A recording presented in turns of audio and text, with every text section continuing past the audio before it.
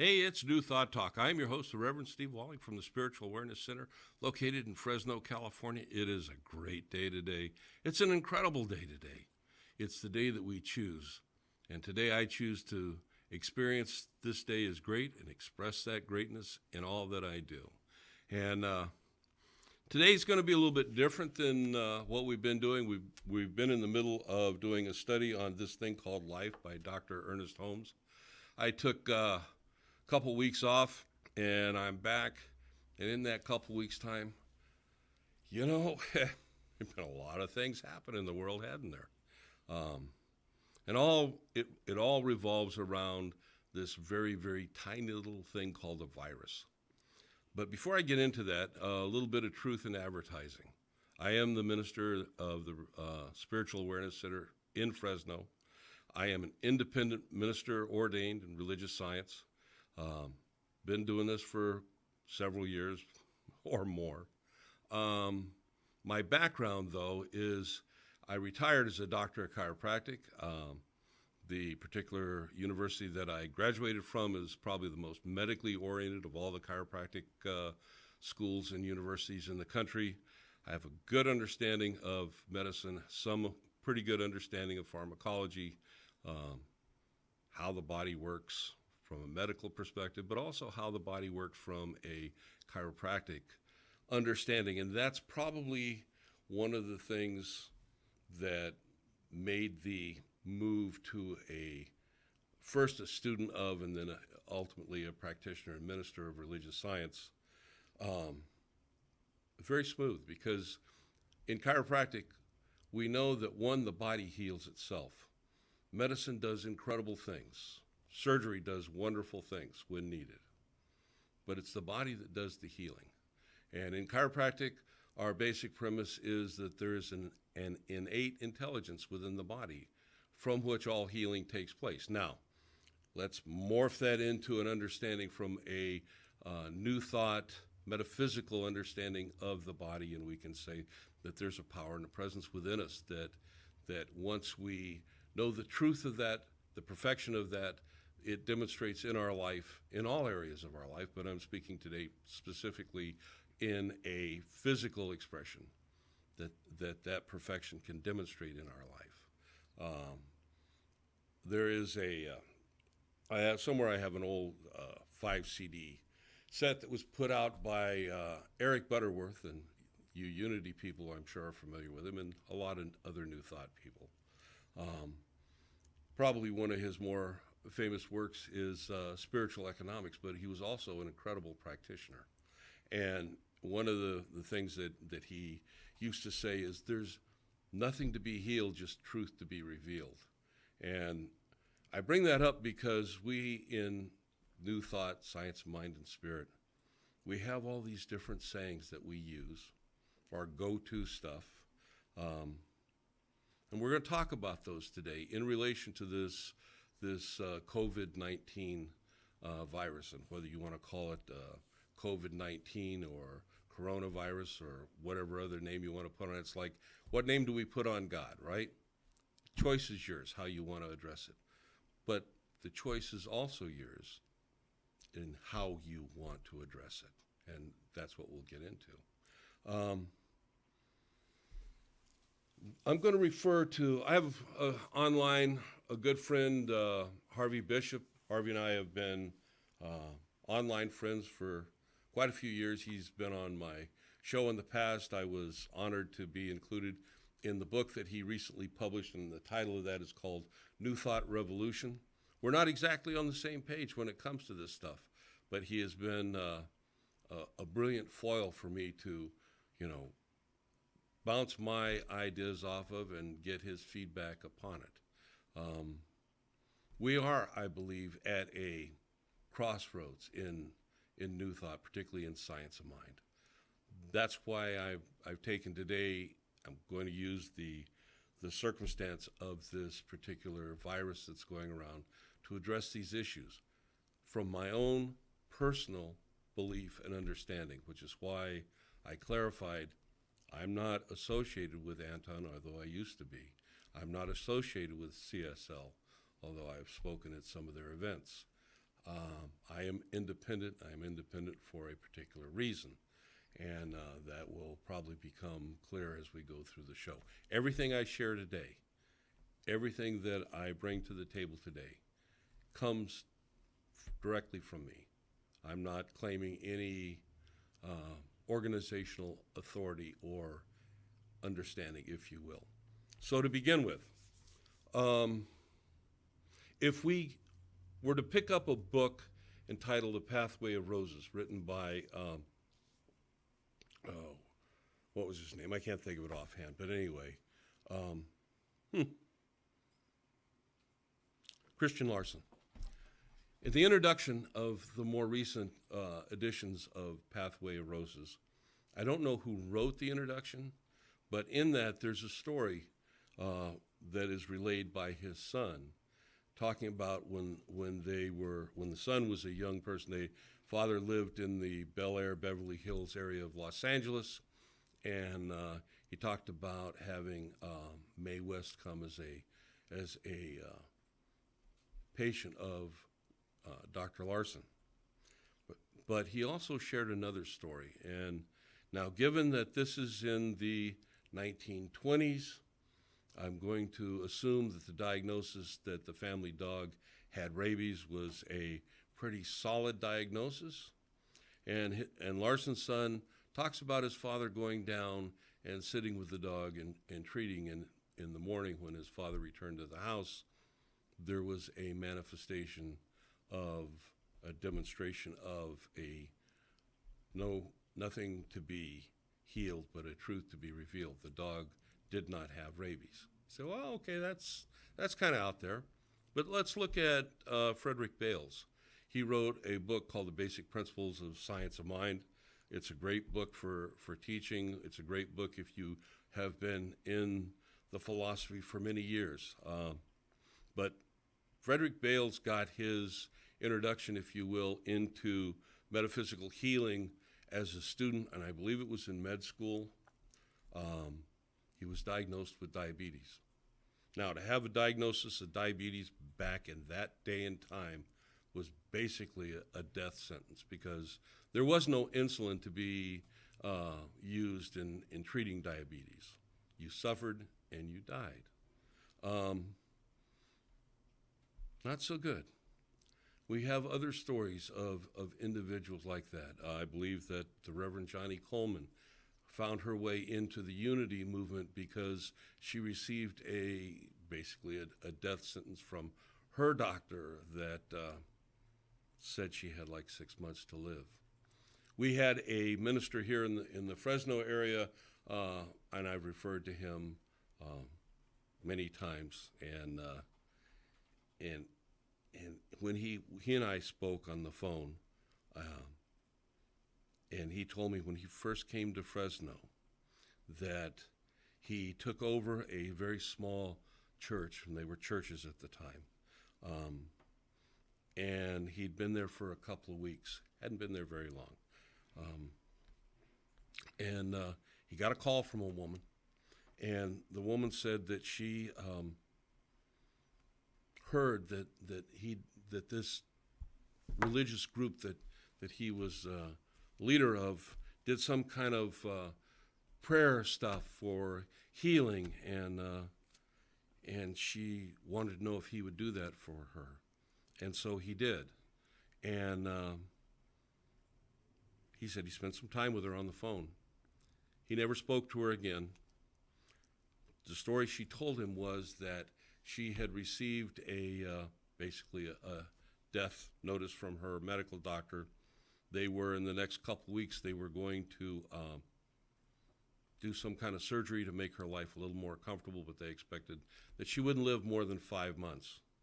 And it was about 4 months later, like I say, he never spoke to her again.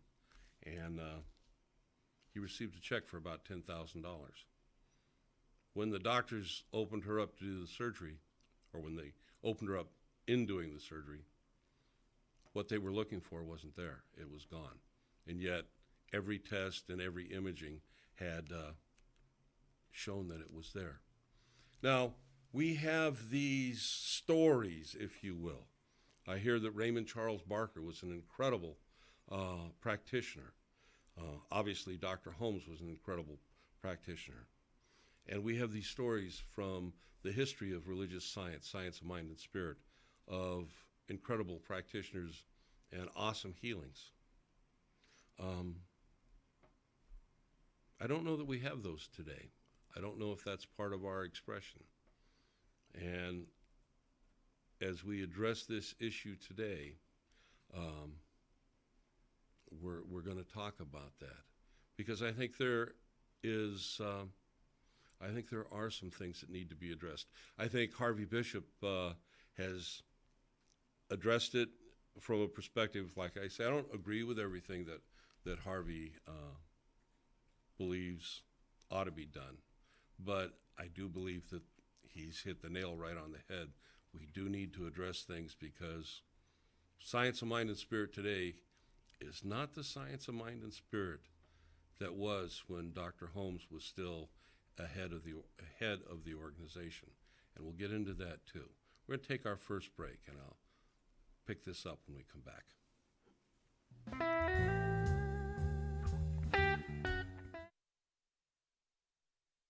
Hi everyone, I am Sparkle Sujin with the Everything Sparkle Show. Tune in every Thursday live at 4 p.m. You will see people that are motivational, inspirational, inspiring, and of course, entertaining. We have a great time. We learn things about how big celebrities are inspiring big names here in Fresno. Hugh Hefner is the reason we have Fresno Magazine, and Gnarly Charlie got his start because Johnny Carson told him to. So, tune in, you'll learn something new, and have a good time. Highlights, balayage, color, extensions, cuts, pure Brazilian blowouts, treatments. Contact Jordan Myers at Hair by Jordan. Did you know most hair and beauty salons in the Central Valley are not disposing of their chemicals correctly? Partner with us today to become an eco-friendly salon. Visit us online at greenbeautywaste.com. Our phone number is 559-367-7206. And be sure to visit us on Instagram and Facebook at Green Beauty Waste.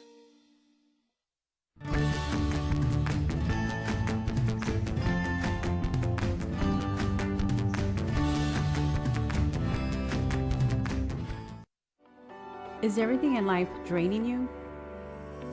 Come to Stretch 360. Our professional staff can offer you many options for relaxation like deep tissue or hot stone massages, infrared medical grade sauna. Once you leave us, you'll look and feel like $1,000,000. Stretch 360. Relaxation is only a stretch away. The Art of Becoming Who We Are in Christ by Jolene Kennedy is a book about the process of maturity as we find our true identity, since God's promises must be received, embraced, and activated within us. Get your copy today and check out JoleneKennedy.com. Clovis Community College may be free for you to attend. Call 325-5239 or visit cloviscollege.edu for details. We offer general education classes for transfer and short-term training programs.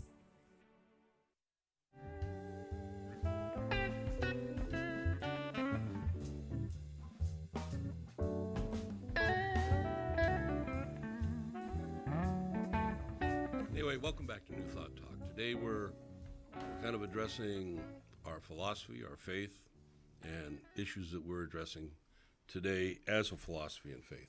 Again, I want to clarify this is strictly my own personal perspective. In the last segment, I realized I didn't honor Dr. Don Ringness's ministry by giving him credit. He was the minister I was referring to that came to Fresno. Now it's interesting. In Fresno, after Don retired and moved away, what happened to our community here was probably not too different than what's happened to a lot of spiritual New Thought communities across the country. He had a membership when he was here of about 1,200. Sunday participation, 400 to 600 people. Not a bad congregation. Within a couple of years after he moved away, that all began to dissipate, down to the point to where you had about 4, maybe 5 New Thought centers, churches here, including Unity, with a total population maybe of 100 people on Sunday in the seats. Vast difference. What happened?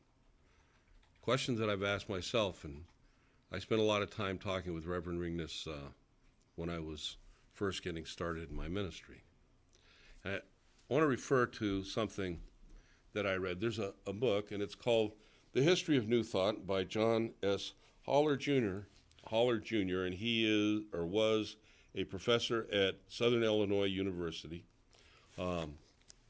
And I utilize his book because it's highly researched. It's not written by someone within our community, if you will, which I personally believe has eliminated some of the bias.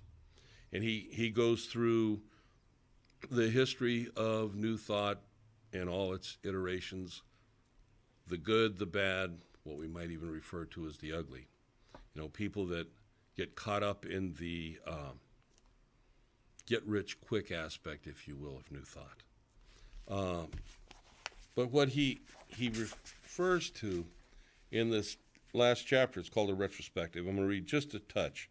He says, in an address delivered at the close of summer session at Harvard School of Theology in 1909, President Charles W. Eliot identified several characteristics of future religions. First, they would rely less on authority, both organizational and literary, as a means of ensuring their role in society. Second, there would be less adherence to personifications of primitive forces such as mountains, fires, earthquakes, so on and so forth. Third, there would be less reliance upon dead ancestors, teachers, rulers, etc. Fourth, future religious life would not be constructed around personal welfare or safety. Fifth, religions would not be sacrificial or expiatory in nature. And sixth, they would be less anthropomorphic in their representation of God. And seventh, they would be less aesthetic and gloomy. And he also predicted that these concepts of God would adopt a language of modern omnipotence and infinite spirit. Okay, I wasn't real clear in reading that, but I hope you get what I was saying. He gave this at the beginning of the 20th century. At the beginning of the 20th century, it's amazing how many individuals within the United States had an interest in New Thought in one of its various iterations. And that's why I read that, because I'm going to skip ahead here.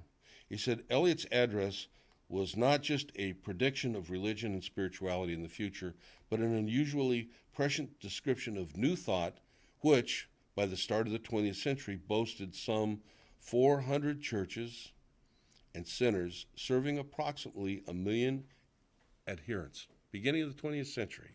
He says by the Second World War, its numbers had swelled to between 15 and 20 million.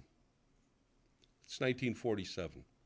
1947, the population of the United States was somewhere around 150 million.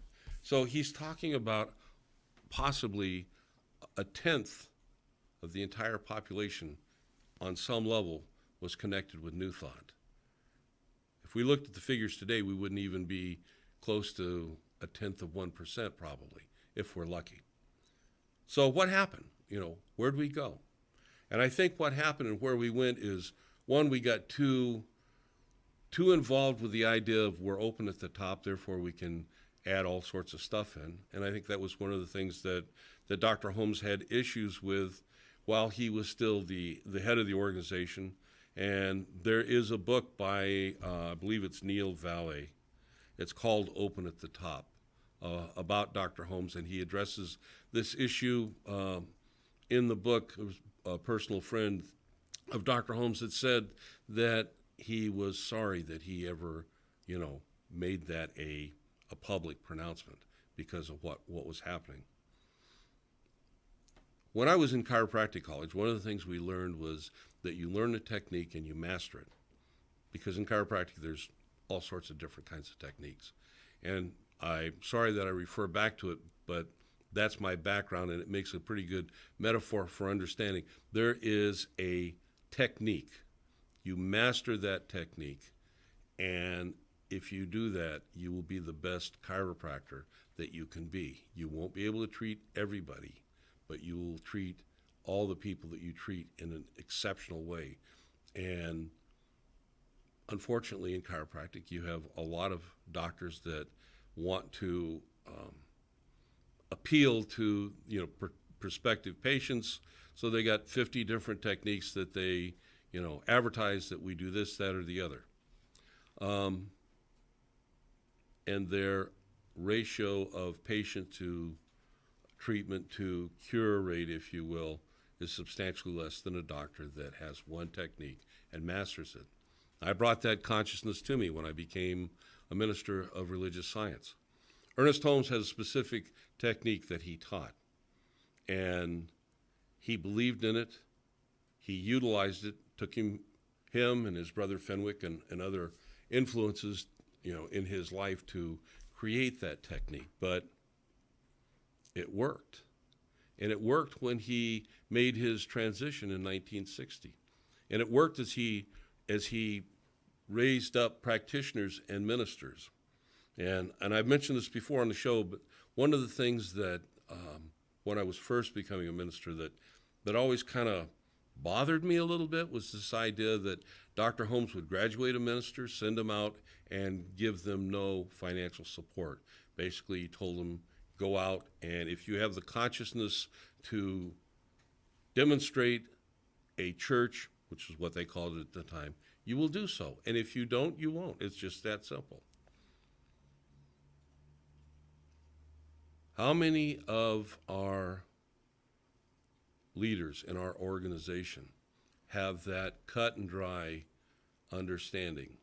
And it is cut and dry. There's no wiggle room, if you will. How many ministers, practitioners in our organization have such a solid embodiment of what it is that they profess as their philosophy, their faith, their way of living, that they will meet head on to what life will bring at it? And life always comes at us at the speed of life. And not everybody's going to be at the same level. I understand that. And not everybody is going to be as successful in demonstrating in one level to another today. I think in the past we had ministers that were far more successful, if you will.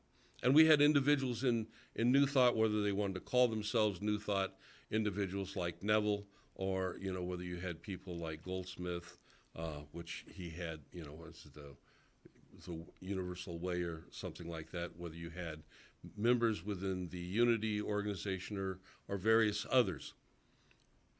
People back in the day had a very rock solid position within their faith. They didn't need to bring in John of God beds. They didn't need sound healings. They didn't need Tibetan bowl healings. They didn't need to do all these other things as they are addressing their patient clients.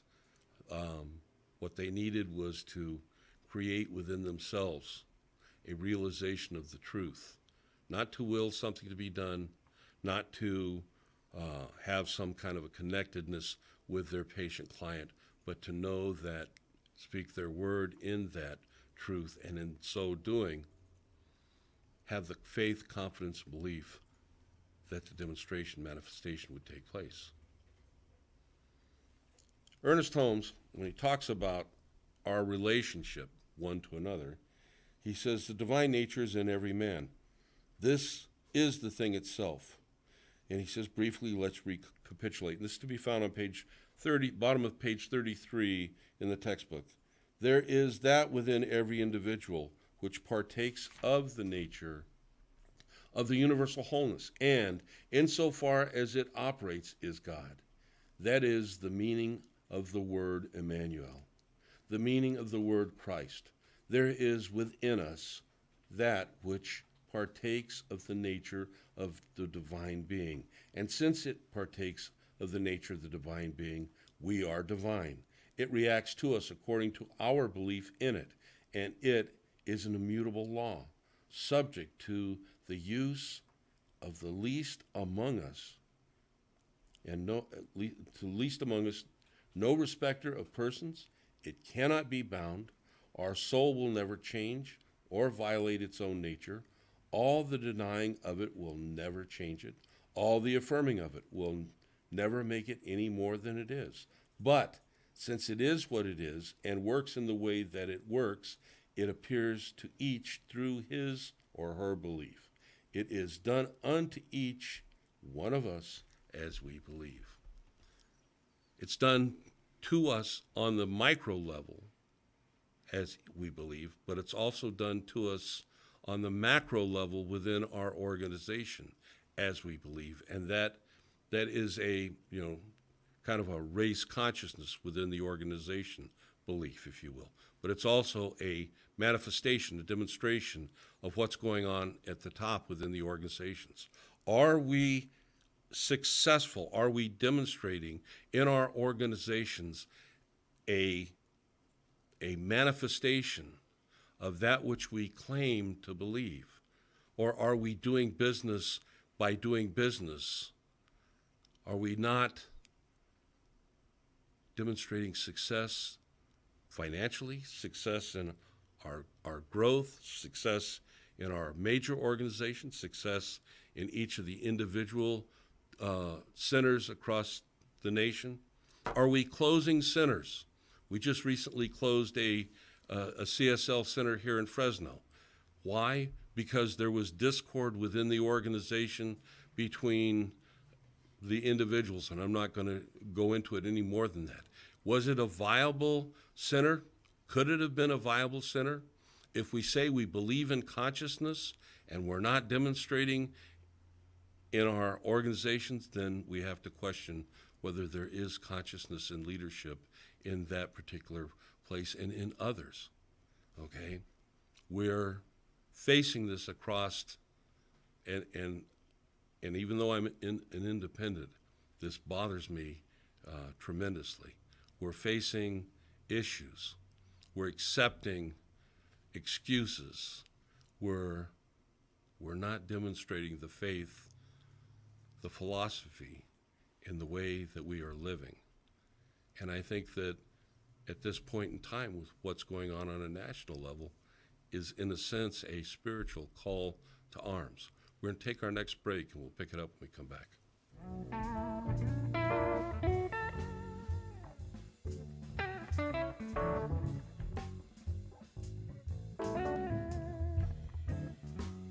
If your home floods, who will you call? When your house springs a leak, it's time to call Clean Master Emergency Flood Service at 559-213-9430.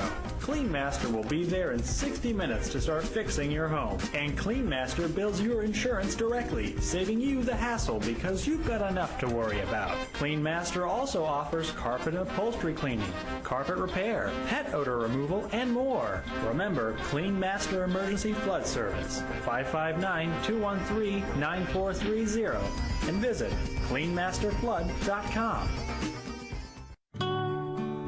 Pour yourself a glass of Crybaby wine, available at the market and Sam's Italian Deli. And remember to ask for Crybaby wine at your favorite restaurant.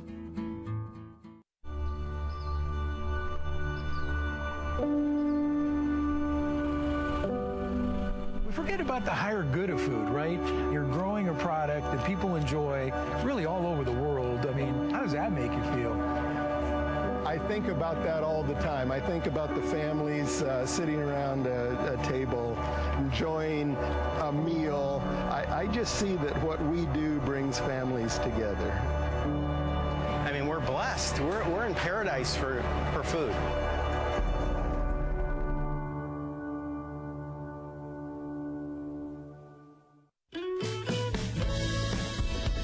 The Kern family of the Kern Family Farm invites you to eat delicious, nutritious, organic produce available at the Gnarly Carrot, located at 32954 Road 222 in North Fork, California. The Gnarly Carrot is a local, natural, seasonally changing market offering a wide range of products from local Central Valley vendors. Get your caffeine fix, grab a smoothie, and support small businesses. Learn more at KernFamilyFarm.com and visit the Gnarly Carrot today.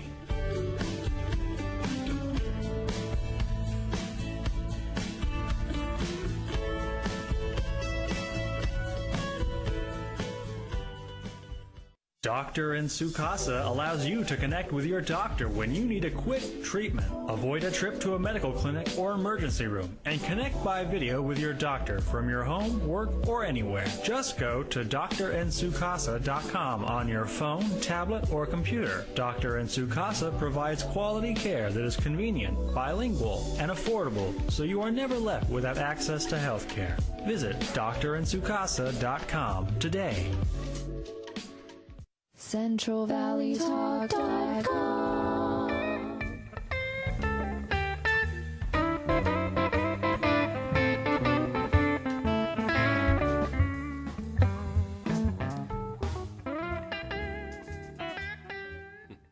Welcome back to New Thought Talk. I am the Reverend Steve Walling from the Spiritual Awareness Center located in Fresno, California.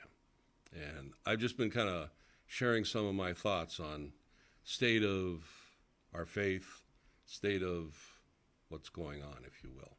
And I want to give kudos and thanks to Harv Bishop, because although I kind of allowed myself to check out in some areas, Harvey kind of brought me back. You know, he's got a Facebook page, Harvey Bishop, but he's also got a great blog page. And it's been there for quite a while. He covers some incredible topics, and it's a worthy read if you've never associated yourself with it. And then he's got his book, New Thought Revolution, which is out. It's available on Amazon and various other places. Great book, thought-provoking. Harvey posted on his Facebook page on the 12th of March, he said, some New Thought centers are canceling services to limit virus risk. Is this prudent or abandoning principles? And he asked for thoughts, and he got a lot. And then he took his responses and he posted them in his blog, which is harvbishop.com.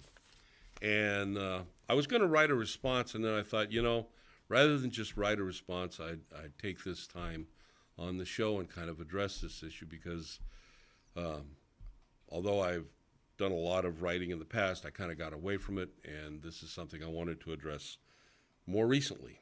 And as I was thinking about it, and I was thinking about Harvey's question, and I was thinking about the issues that I kind of have spoken of in the first two segments, where we're at, you know, how our practitioners, what I see today and what I believe that, you know, existed in the time when Dr. Holmes was still alive. And I'm thinking about this, and I'm wondering, you know, okay, so we've got this virus, and it's bad. And to answer Harvey's question, do we self-quarantine, or do we stand in the righteous sunlight of our belief? And the answer is kind of complex, because at the level of our doubt is the level that we need to stay home and alone. And there's a lot of doubt. There's a lot of doubt in people that practice so-called science of mind and spirit or new thought. But as I was thinking about it, I thought, well, you know, what would Holmes do? And then I got to thinking, there's something I read a long time ago. Kind of gives us an answer, okay? And the answer is to be found, I don't even know if this book is still in print, it might be, but it was written by his brother Fenwick Holmes, and it's Ernest Holmes, His Life and Times. And it's a very good read. You want to understand some of Dr. Holmes, a perspective from his brother is pretty good. Now, in this book on page 161, he's talking about a young man that came back from the war, World War I, and what they're doing. At this time, Ernest and Fenwick had established a metaphysical sanitarium in Venice, California. At the same time, I believe that Dr. Holmes was giving lectures and teaching individuals how to put this philosophy into practice in their life. Now, in 1918, where this takes place, I don't know that he gave it necessarily the name of religious science or science of mind and spirit, but I know at least the seeds were planted for that. So I'm gonna pick it up here where Fenwick writes. He says, later, the work of our Metaphysical Institute went on during the great influenza epidemic in the fall of 1918. This was massive, and we didn't have understandings about, you know, self-quarantining or various things. We didn't have the ability to fight this at the time on a medical basis. So what does Fenwick say? He says, the great influenza epidemic in the fall of 1918, which took hundreds of lives in California. Schools, theaters, churches were closed, and people went about the streets with white gauze masks, attempting to shut out the germ or virus, and escape the contagion. Workers fell ill at their desks in business places of the city and returned to their homes or to hospitals and were never seen again. we went about our business as usual. We being Fenwick and Ernest in their sanitarium. He says, as usual, and although we treated many people who came or telephoned for help, we did not have a single failure. We loaned Connie, the trained nurse who had been with us at the sanitarium and was a student of our institute, to a military academy where so many boys had died. After her arrival, there was only one death. What did Ernest do? He treated. What did Fenwick do? He treated. But more importantly, Fenwick reports they didn't have a single failure, whether it was someone at the sanitarium or someone that had called in for a treatment. The reason why I opened the show referencing some of the individuals that had demonstrations, if you will, in their life as a result of putting principles into practice is to make this point. Do we have a philosophy that can handle this virus in such a way that we don't have to have an expectation of failure? I believe we do. Do we have practitioners that can practice at that level? I think that's the question. I think every single center needs to evaluate whether they should meet on Sundays or at any other time based on how solid they are. And this is nothing that we can do by wanting to bluster and stand out in the light and say, boy, aren't we great and strong in our faith? The thing is, if you don't have it, don't do it, period. Be honest. Emmett Fox says there's no such thing as undemonstrated understanding. We have a lot of history. We have a lot of knowledge base, but we also have a lot of, I'll just say, less than this. People that are putting it into practice in their life, demonstrating in their life. And that's not, it's not good in a sense that, boy, I'd sure like to see it better. And I know if you're watching, you would probably like to see it better too. If you're a member of any center, if you're a student that's studying, if you're someone that's just putting this into practice in your life, there's several things that we need to know and several things we need to do, and we need to grow as individuals, as practitioners, as ministers, and as the organization. And that is, 1, we practice every day. 2, we start at the place where we're at. We don't claim to be more than we are as an individual in any given point in time. 3, we don't demonstrate if we don't have an understanding.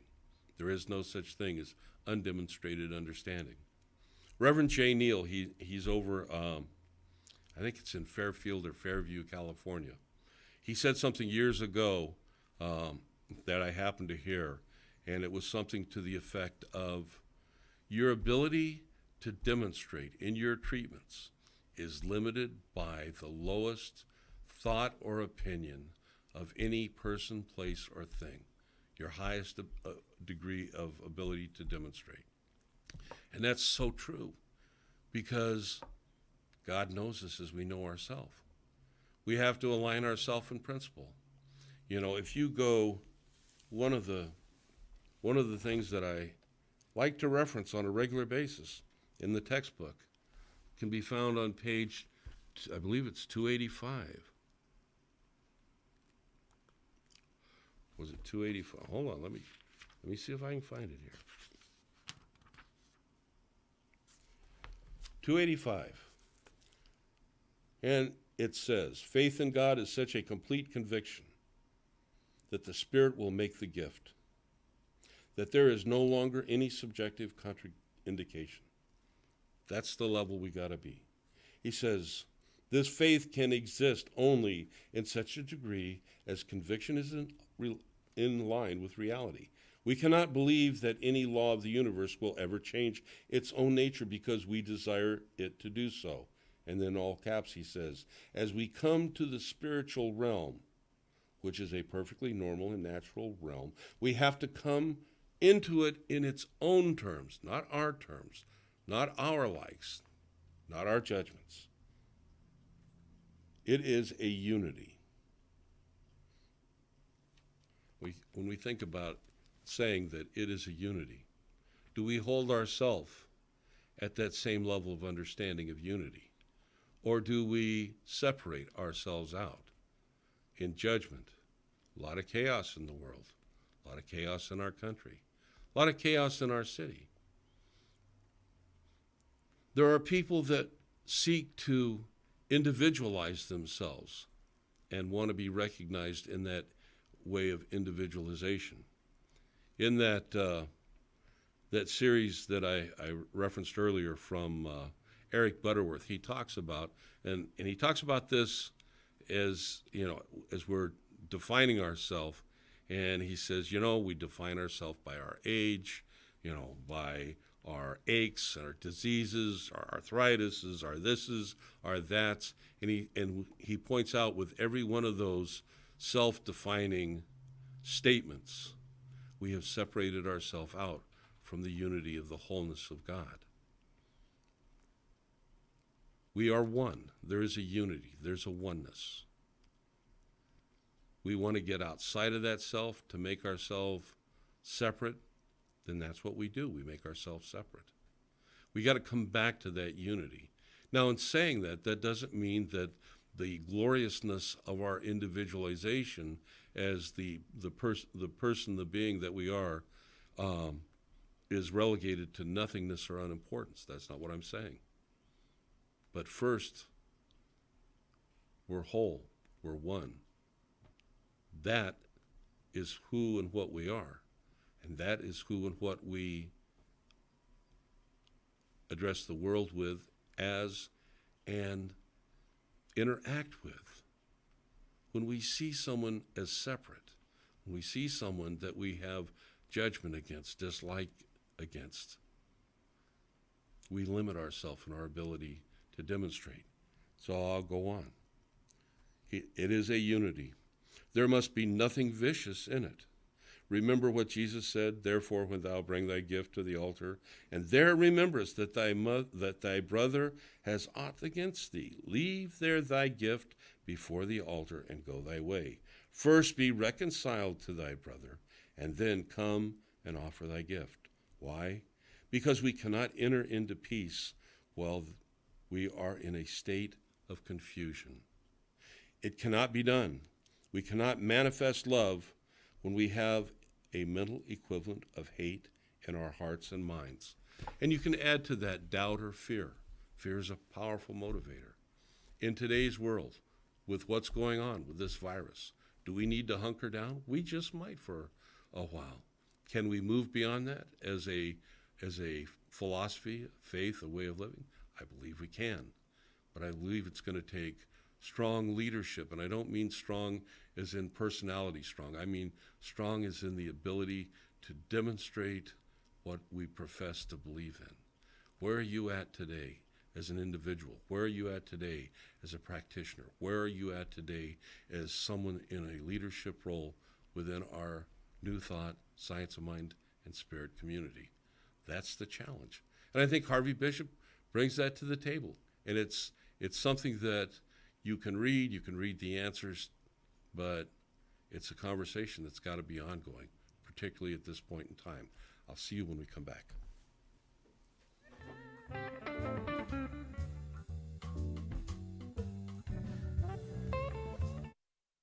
When you need to get fit, contact Gary Torres, IFBB Pro, specializing in weight loss, body transformations, and contest prep. Email Gary Torres 5336@yahoo.com. Hey, I'm Chris DeVold. Tune in every Friday night on CentralValleyTalk.com when I bring you Sex, Drugs, Chris DeVold, where I'll give you 3 guesses on what we talk about. And I also vow to bring you 1 live local music act a week. So tune in every week because you never know what kind of music you're going to hear right here on CentralValleyTalk.com. The Space Colony Journals are an epic tale of a family's struggle to survive. Meet the courageous women and dangerous men who dare to carve a home on the alien world of Vensug. Get your copy today. Available on Amazon and GaleDailiesFineArt.com.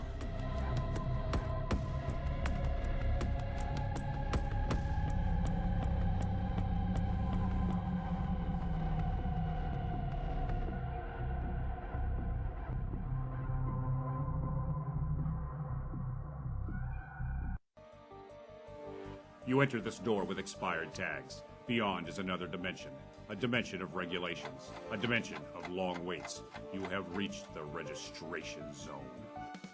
What looks like an ordinary shop is actually Mitchell Smog, located in the heart of the Tower District, a few minutes from the DMV. Mitchell Smog offers your vehicle a STAR-certified smog inspection. So remember Mitchell Smog when you need to pass through the registration zone.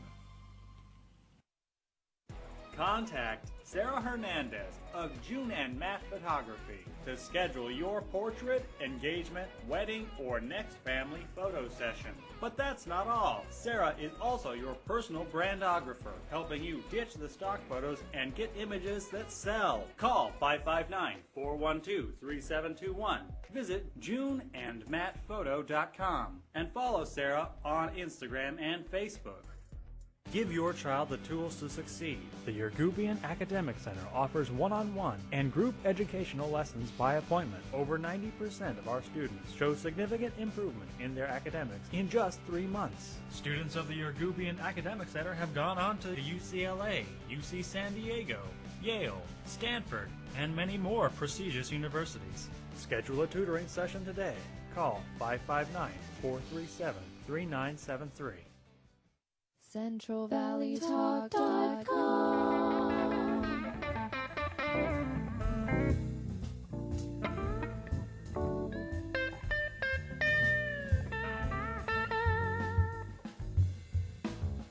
Welcome back to New Thought Talk. I hope you've enjoyed or at least developed a few thoughts as we've gone through the show today. Don't have a lot of time left. I'm going to close with a couple of things. Out of the back of the textbook in the glossary under Unity, Ernest writes, he says, the oneness of God and man, the enlightened at every age have taught that back of all things there is one unseen cause. There is no record of any great thinker who has taught duality. This teaching of unity, the Lord our God is one God, is the chief cornerstone of the sacred scriptures of the East, as well as our own sacred writings. It is the mainspring of the teachings of modern philosophies, such as unity, teachings of the New Thought movements, the occult teachings, the esoteric or inner teachings of our own religious science. And even much of that is taught under the name of psychology. Science has found nothing to contradict this teaching, and it never will. For the teaching is self-evident. An entire chapter in the textbook is available for the further elucidation of this subject. The word unity, we might explain here, signifies the union of parts, a result of the many drawn together into one perfect harmonious whole. One perfect harmonious whole. Oneness, one life, of which we are a part. One intelligence, which we use. One substance, which is brought into manifold manifestations. One principle, as Jesus taught, that they may all be one, even as thou, the Father, art in me, and I am in thee, and they are also in us. We've gotten away from that on many levels. We've stepped outside our own philosophy, sometimes to create marketing, if you will, sometimes to create self-importance, and we do that sometimes. We fail to take in the example that Dr. Holmes gave as he lived his life as a very humble, powerful individual. When I say powerful, he was incredibly powerful, but he was incredibly humble.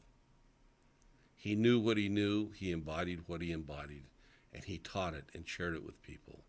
And he did so from his offices that were located right near University of Southern California. And many of the teachers at the Holmes Institute back in the day were professors from that university.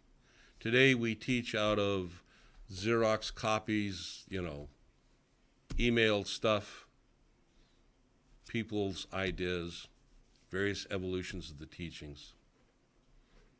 Maybe it's time to just go back and understand and embody what it was that Ernest taught. You can still get a hold of those 48 home study lessons. They're back in print.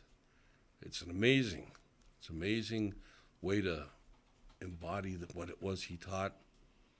In the first part of that, he constantly repeats and enforces the idea of practice, practice, practice. You go to that, it's on page 423 in the textbook, and I'm just going to read this, and I've done it many times. The final conclusion. In conclusion, what the world needs is spiritual conviction followed by spiritual experience.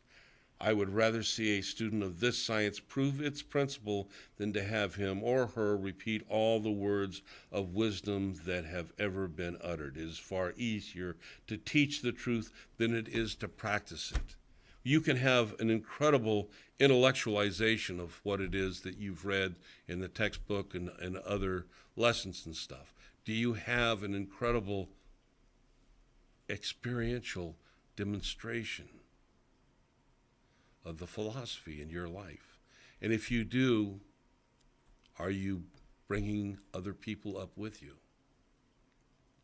About 10 years ago, a little book was published. I found it in the supermarket. It says, Complete Idiot's Guide to Spiritual Healing. Now, I have no idea if it's still in print, but unfortunately, too many of us address our spiritual life kind of from that perspective. We don't take it serious. It's great to meet with like-minded people on Sunday, but what do you do for the rest of the week? How do you allow your mind, the thoughts that transmit from one side of your head to the other, how do you allow that trend of thinking to demonstrate? Carl Jung talks about the shadow. We all have that within us. We all have things that we would rather not address. But we don't have to be controlled by it.